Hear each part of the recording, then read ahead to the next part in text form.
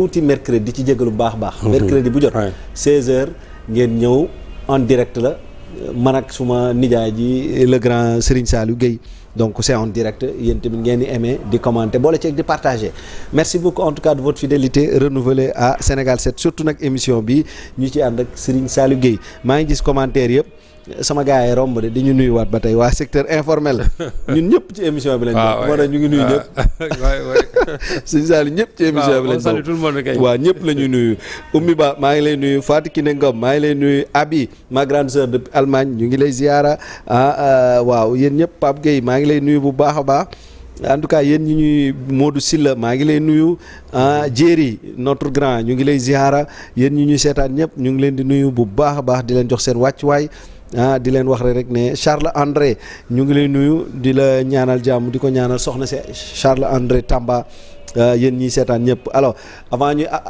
aborder beneen sujet bi moo ma leen doon nuyu rek di leen wax ne leen nii lañ koy defee chaque mercredi alors Serigne Saliou ñu tàbb ci beneen sujet bi ak sa contrôle bien sûr dañoo gis ne ci semaine bi ñu génn ba ci démb rek njiite réew mi mu ngi ca Mauritanie keroog mu nekkoon ca Qatar ak doo ak ñoomi seen mais ñu teg ci tuuti toujours xam nga tamit dafa baax sooy liggéey tamit ngay évaluer un peu di déglu tamit ñeneen ñi li ñuy wax ñii dinañ wax lu baax ñii dinañ wax lu bon mais yaa xam noo koy gérer alors on va parler des voyages diplomatiques du président de la République son excellence Bassirou Diomaye Diakhar Faye ban impact réel le voyage diplomatique yu président Bassirou Diomaye Faye yi am ci développement économique bi bu réewu Sénégal ak les partenaires ou bien les partenariats concrets Serigne Saliou. waaw d'abord moom dafa def li nga xamante ne un bon chef d'état la war def. mooy la c'est-à-dire dafay door a bees ren lañ ko fal.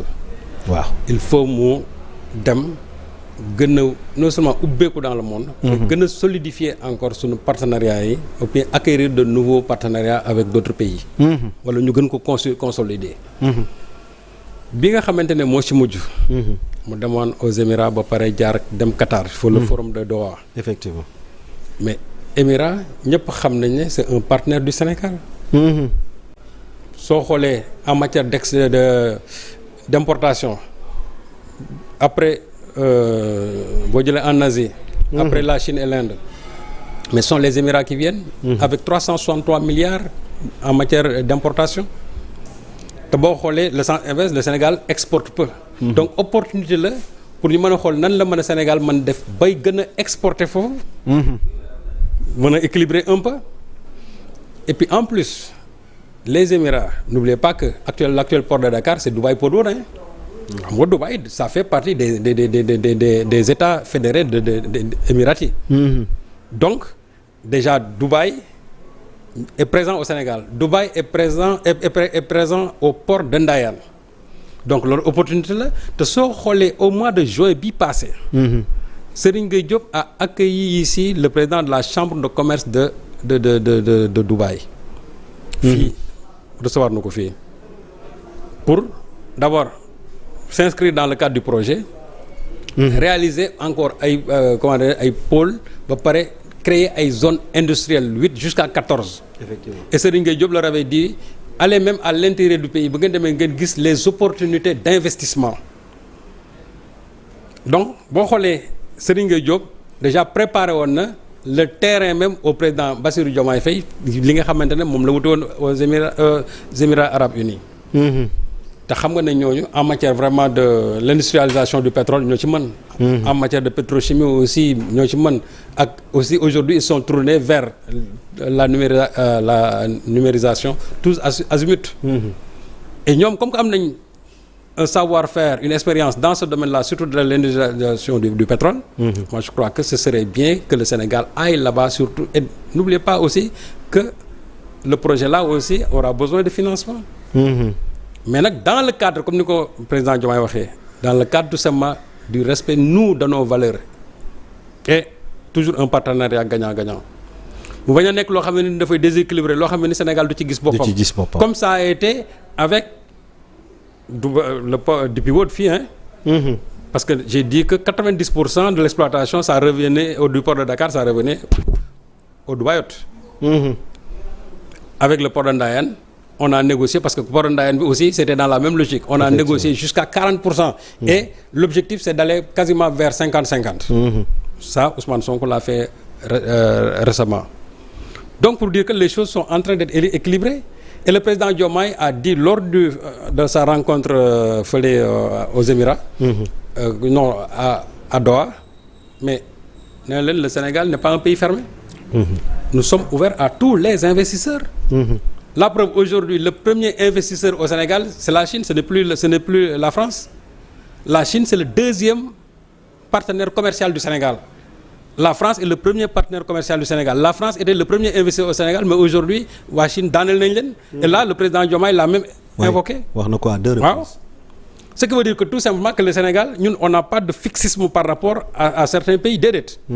Parce que ñi nga xam ne bu njëkk dañu jàppoon ne France moo fa war a kii mais loolu jeex na avec ce souverainisme là loolu c'est fini. tout à fait tout à fait ñun xamul ku ñu xam. lan lañ xam kii ñëw suñu réew di fi investir ba pare respecté ñu. jox ñu suñu gëdd. ba pare respecté li nga xam ne ñun aussi moom la ñuy wax en matière d'investissement. Président Diomaye loolu lay dox présentement nii. te n'oubliez pas que jusqu'à aujourd'hui on n'a pas encore ñun suñu budget comment dire ils n'ont pas encore voté leur propre budget li ñu doon fonctionner yëpp. budget gars yi fi jógee quoi. waaw donc fi ñu toll nii pour réellement ñu war a mën a doxal le référentiel Sénégal vision 2050 bi. mais il nous faut de bons partenaires financiers ji. effectivement. mais toujours comme ni ko rek dans le respect nous de nos valeurs. te président Diomaye nag tànk yi muy dox yëpp ñëpp xam nañu du ay tànku caaxaan. kon ñi naan dafa privilégié voyage yi. que toog liggéey ci dëkkam. non c'est-à-dire en fait gaa ñeen day voyager rek. mais toog liggéey bi donc ça veut dire que moom bu fi newul kenn du liggéey kon ñi mu fi bàyyi ñan lañ Ousmane Sonko mi mu fi bàyyi mooy ilimaana jëwriñ yi kon moom dafa bëgg a ne bu fi bàyyi Sonko ne travaille pas avec ses ministres xam nga nit ñi souvent dañuy wax loo xam ne ni xamuñu ko. waaw loolu de dëgg la. nit ñi dañuy wax loo xam ne ni xamuñu ko jibi je vais donner un exemple gis nga dans les années 1960 xam nga boo xoolee sax boobu mën nañu wax ne Senghor presque titre bi mu doon occupé c'était assez honorifique ce qui n'est pas le cas avec le président Diomaye mais cela n'empêchait pas que le président Mamadou Dia ñëpp xamoon nañ ne liggéeykat la woon. ñun nag yàlla daf ñu baaxee leen le premier ministre est autant travailleur que le président de la République. président bi ni muy liggéeyee noonu la premier ministre bi liggéeyee donc nit ñi bu ñuy wax naan président bi léegi lu ñu bëgg président bi toog fii du voyager du dem gën a consolider la diplomatie sénégalaise à l'extérieur nga xam ne Macky Sall daf ko yàq complètement je crois il nous faut un renouvellement de notre diplomatie te Diomaye actuellement ci tànk yooyu la nekk te la diplomatie là c'est une diplomatie nag économique ji bi ce ne sont pas des voyages de loisir yoo xam ne président bi amul jot naan ay voyages de loisir di yàq sunu kérosène comme ça. yooyu sonalu ko sax. fu mu ci dem nit ñi xam nañ lan la fa wuti. mais Sëñ Saliou. waaw. xam nga li nga wax dafa am solo mais voyage yi tamit am solo mais est-ce que tamit amul lu manqué mooy yaa ngi def lu am solo di jëf lu am solo mais tamit jëf lu baax tamit dafay ànd ak wax mooy bu fekkee dem na ba ñëw itam ñu defal ñu le point. moom xëy na waru ko def sax mais Sëñ Saliou loolu tamit manqué na. Djibi tu as parfaitement raison aujourd'hui et là vraiment sama gars yi nekk présidence ngeen baal ma parce que samay xarit ñoo fa nekk mais la communication en tout cas la communication présidentielle il y a des insuffisances Djibi gis nga man mii sama wàll bopp damay toog di ko naqarlu démb rek laa ko wax quand le président est à l'étranger mais il faut que chaque jour ñun au niveau local parce que ñun ànduñu ak président bi. ñuy xam mais qu'on nous fasse le point sur tout ça parce que y a des images d'accord mais ñi nga xam ne ñun surtout ñun yore presse écrite mais qu'on nous fasse des comptes rendus du ñu wax la fa xew. communiqué yi yéex na vidéo yi yéex na. moom laa la wax sax que ñoom chaque jour. dañ koy def ci suba te kaay ma wax la nag. booy dugal ko ci Facebook beeg fépp. te wax la ne xool li nga ci jot a gis. li nga ci jot a gis. mën na gën a dëgër li nga ci jot a gis noonu président bi himself. moom mooy bindal boppam j'ai été reçu par tel on a discuté sur ceci c'est-à-dire loolu ñu ci jotam président bi bopp moo koy bindal boppam or le président ne devait même pas faire ça. peut-être dina ko def pour comment dirais-je bind ci dans sa page Facebook mais dans les normes ñi nga xamante ne ñoom ñoo yore la communication du président de la République li nga xamante ne yëpp mooy am ci rencontre yi ak yenn opportunités yi vraiment qu'on fasse de bons comptes rendus de très bonnes synthèses di ñu ko envoyé fii ñun ñu koy publier suñu journaux yi mais chaque jour da ngay wër finalement da ngay dem ba yow da ngay mujj toxi parce que doo am aucune information sur les voyages du président. Imaginez fi nekk président dafay voyager nga toog ci journaux yi 2 jours 3 jours doo gis presque ñu bind dara sur le voyage du président. parce que man voyage am bi passé doon naa bëgg wax dëgg yàlla ñu wax ñu. mais moom laa la Djibi au-delà de li RTS wane. vraiment mes amis de la présidence. je vous aime très bien ñu ko ci table bi mais je crois que côté boobu moom vraiment war ngeen ko joyanti parce que ñun ñi nga xam ne ñoo toog fii soxla information nous en souffrons c'est vrai que am na journaux yoo xam moom duñ ko mës a reprendre mais man day personnellement au niveau de Yoor-Yoor quand nous avons des informations sur les voyages du président ñun amul lépp loo xam ne luñ ci dul exploiter te dañ koy diffuser. parce que li moo tax ñii di toog naan voyage mi c'est ça jëriñul dara mooy li ma wax léegi nag loolu nag li ko war a liggéey mooy c'est la politique de communication en tout cas de l'entourage du président ñoom ñoo war a def liggéey boobu. parce que côté boobu moom dafa sooxee dëgg. looloo wane photo bi tuuti wan la sànq. photo bi tuuti soo ma ko mayee bii nii y a eu beaucoup de manipulation. nee nañu Diomaye dafay link ak Karim. mais xam nga même lii politiquement d'ailleurs sax lii sax président bi xam nga photo bii nii photo bi ji bi. président bi xam nga moom photo bi daf ko jël. mu neex ko mu publier ko. parce que moo ko publier dans sa page. effectivement pourtant su ko neexoon. lii mu nekk wala xool mën na rencontrer Karim Wade discrètement. huis clos kenn du ci xam dara. luy gars yi doon mën nañ leen gis nañ président tëjoo Karim Wade amaana sax bu ñu ko dul xam mais quand le président s'affiche avec Karim Wade mais Karim Wade d'abord c'est un compatriote quels que soient ses ennuis judiciaires nag c'est un compatriote te le président en allant à Doha dafa dajeek la communauté sénégalaise yi nekk foofu.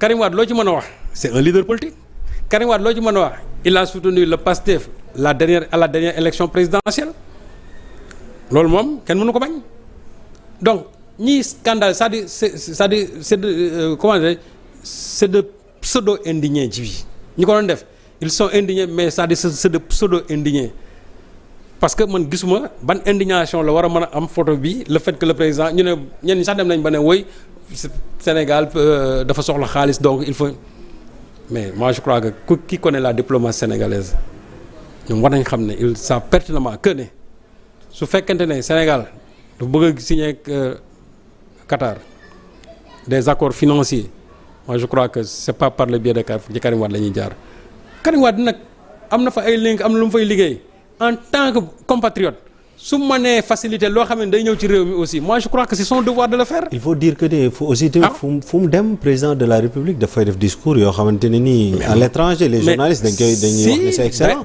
d'ailleurs alors que ici ñun duñu xam impact bi. d'ailleurs il a fait un discours remarquable mooy bi ñu koy interroger foofu noonu.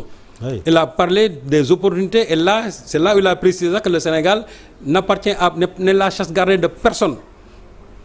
Faut le préciser que aujourd'hui la Chine c'est le premier investisseur du Sénégal.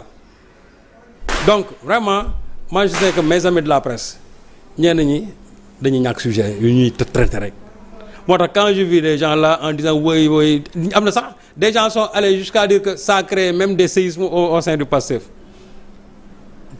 Je leur concède ça. Mais ce qui est sûr et certain, il n'en est absolument rien de tout ce qu'ils ont dit à propos de cette poignée de main du président Diomaye et de Karim Wade. Il n'en est absolument rien. Sénégal, vous devez négocier des accords économiques avec waa Qatar. Moi je crois que xam nañ bu baax yan canaux diplomatique la ñu war a mën a jaar ba am loolu. Tey sa mbokk waa presse bi ma gis kenn ne Ousmane Sonko homme de l'année. waaw.